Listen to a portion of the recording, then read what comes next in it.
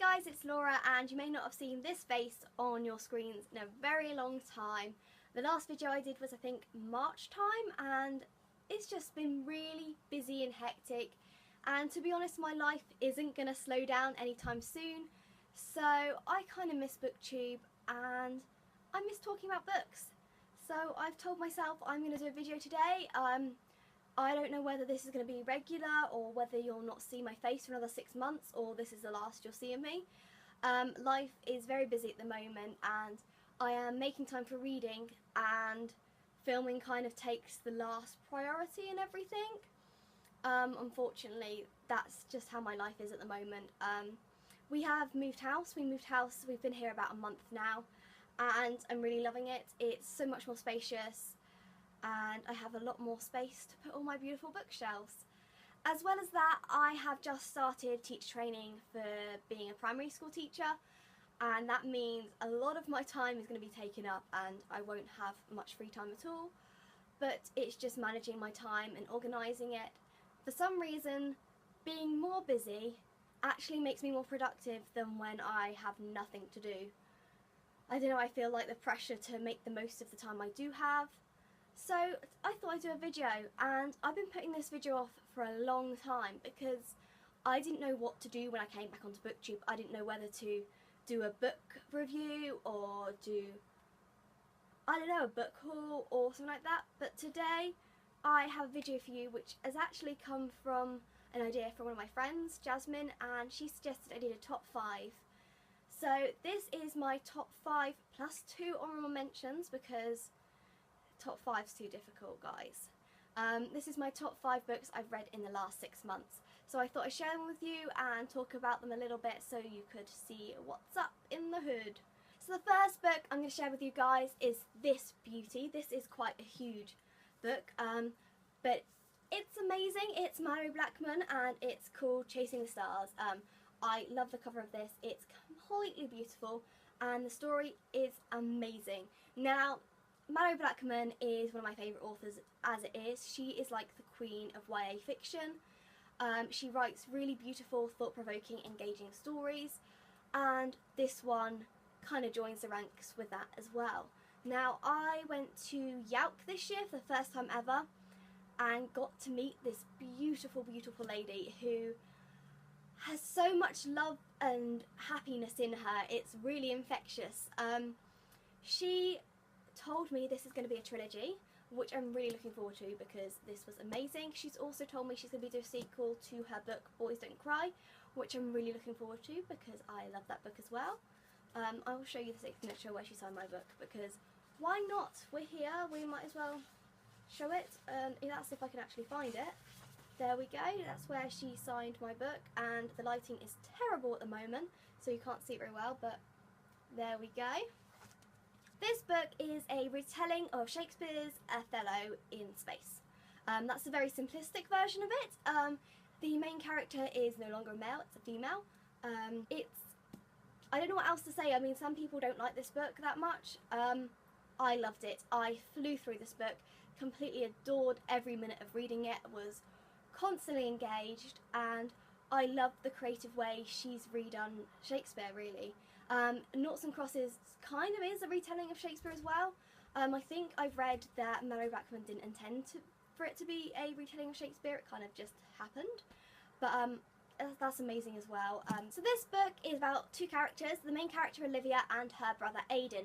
They are travelling through space on their spaceship, and they receive a distress signal from a planet below that they're travelling past, and they pick up some kind of refugees in a way, and one of the characters of the refugees is called Nathan, and it's about how, I guess, politics play out and relationships and how these 2 different lots of people get on. If you know the story of Othello, you probably can guess at the storyline of the book. If not, I will leave it as more of a surprise because even though I knew the storyline of Othello from doing it and studying it at college, it was a long time since I read it and I couldn't remember all of it. And then I started reading this and I realised how much of it I actually remembered. This book is phenomenal. If you love Shakespeare, if you love Malory Blackman books, if you love space, dystopia, I don't know if it's really dystopia, I don't know. Maybe scratch dystopia. If you love space, sci-fi, imaginative books, this is definitely one for you. It was a very quick read. It is enormous though, but it was a very quick read. And I thoroughly enjoyed it and really recommend you read it. And if this sun stops playing up, I will get the next book. The next book I have to share with you guys is another phenomenal book. You've probably heard of it. I'm not going to lie, it's been around on BookTube a bit. And that is One by Sarah Crossan. And this book cover is just beautiful. It's kind of a little sketch. I just think the cover's beautiful. This book is generally amazing. I've read Sarah Crossan's Breathe series, or Duology. That was kind of good. It was a really interesting concept, but this one was so much better than her other books that I've read. This book is about two girls, Grace and Tiffy, and they are conjoined twins. And it's about their story and how they cope with being conjoined twins and what goes on, really. I can't really say any more than that because I don't want to spoil it. It's a beautifully written book. Lots of emotion. You will need tissues for this one. Really love this one and really recommend it if you haven't checked it out already. The next book I have to share with you guys is another sad book.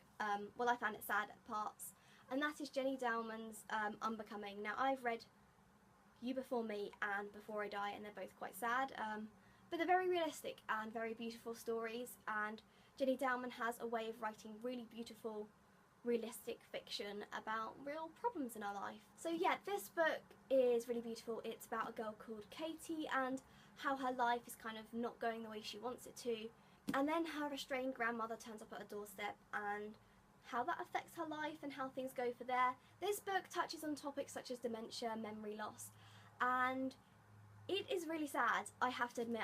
It's beautifully written, but as any book that's going to touch on memory loss or dementia, it is going to be quite emotional. And this book is about family and about secrets, and it's a really beautiful book and I highly recommend it. Now, because I'm talking about this one, I'm also going to pick up another book which I've given a really positive review of as well, but the books are very similar, so if you don't want to read books that are very similar to each other, I wouldn't suggest you read both of them. However, if you don't mind that, I'd really recommend them because they both follow very similar topics. And that is How Not to Disappear by Clare. This book is about Hattie, who is pregnant, and she has to make a decision about what she's going to do about that throughout the whole entire story, and you don't know what she's going to do until the end. But she meets her great aunt, who is suffering from memory problems and slowly deteriorating. And it is heartbreaking, emotional and beautiful, and it's about a journey between two characters who are very different and yet kind of help each other discover themselves. So these two books are very similar and they follow very similar themes, so it depends what you're looking for. These have two different perspectives of a very similar topic, and they're both quite emotional and beautifully written, so I'd recommend both of them if you are interested in that sort of thing. The next set of books I have to show with you guys is a trilogy. I've decided to put them all as one because they are kind of all as one, just split up in the middle kind of thing. But however, these books, these are the Trial by Fire World Walker trilogy, I think everyone calls it. First one is Trial by Fire, the second one is Fire Walker, and the third one is Witch's Pyre. These books are about a girl called Lily, and I will talk about this one because if I talk about these two, it's going to spoil the rest of the series for you. So I'll talk about the first one and then you can see if you want to get into the series. So I'll put these up here and you can see them behind me, and they will look ultra pretty because they are beautiful books. They all, the covers kind of go together and make faces, and it's really like imaginative. This book is about a girl called Lily, and Lily lives in our world in America, in one of the states, I can't remember which one. And Lily suffers from allergies. She is unable to do a lot of things because her allergies stop her from that, and she's in love with a guy called Tristan, who kind of is her best friend, but Tristan is a bit of a player. And one night they go to a party and Tristan abandons her, which he isn't meant to do, and someone slips alcohol into a drink which she's highly allergic to, and she has an allergic reaction. I'm not going to say too much about what happens from there because I don't want to spoil it. Anyway, Lily is a witch. There are parallel worlds. So basically, I'll give you a few words to sum up these books. There's witches, parallel worlds, love, friendship, family, and war. The books are set in Salem, but it's a story that never been told before, and it's a really unique way at looking at Salem as a place. And I really love these series. I really recommend them, and even if it's just because they're beautiful covers, but the stories are really fun, imaginative, and I love reading them.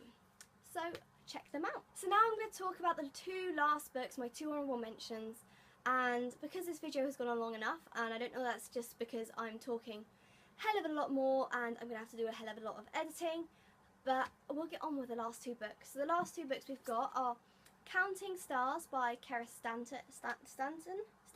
This book is about a girl called Anna, and she's just finished college or sixth form, and she has landed a job in, I think, up north. That's not very specific, but up north, and she decides not to go to university. She thinks she's landed the dream job, and she ends up getting into a house share with some other people, and basically it's a book that is so valuable, I think, because we have a lot of YA books and then we have a lot of adult books, but a lot of books miss out the kind of university, college stage, or the very early 20s, when it's not just about relationships, it's about your future. And in that way I find this book really amazing. I really enjoyed this one. I just enjoyed the relationships between all the characters and how the characters were all really quirky, had their own attributes, and were all really interesting. This is more of an adult book, I would say, so it's got quite a lot of adult themes. If you are younger, maybe wait a little while before reading it, but obviously I am not there to tell you what you can and can't read, but I just want to make that aware. So I really enjoyed this book, I really recommend it. It's a beautiful book. The final book I want to talk to you is a book I finished last night, and at first I really struggled to get into the book. I found the characters weren't clear enough who they were, and I couldn't distinguish who was who. However, once I got into the book, I thoroughly enjoyed it, and the ending, I can't really say much about the ending or else I'll spoil it for you, but if you've read it you'll know what I'm talking about, and that is Asking for It by Louise O'Neill. This is a really powerful book, and I think these sort of books should be talked about more. They should be used in schools, they should be used everywhere, because this book has such an important message about our society today, and it's something we should all be talking about because it still happens, but this book is very emotional and kind of bleak outlook on our society and how we react to people. It looks at feminism and women's rights. I don't know, it's just really powerful. I'm really looking forward to reading her other book, Only Ever Yours. But if you are sensitive to subjects around depression or sexual abuse, I wouldn't recommend it as much, but obviously it depends on how much you can take. So this book is a really powerful book. It is sad and makes you feel angry at the world, but I'd really recommend it because I feel it's a really important book in the society we're in. So that's the end of today's video. I really hope you enjoyed it. Hopefully I'll see you guys soon with another video, but as I said, we don't know what's going on. I have no plans for anything at the moment. I'm just kind of taking my free time as it comes. So keep on reading and check out these books.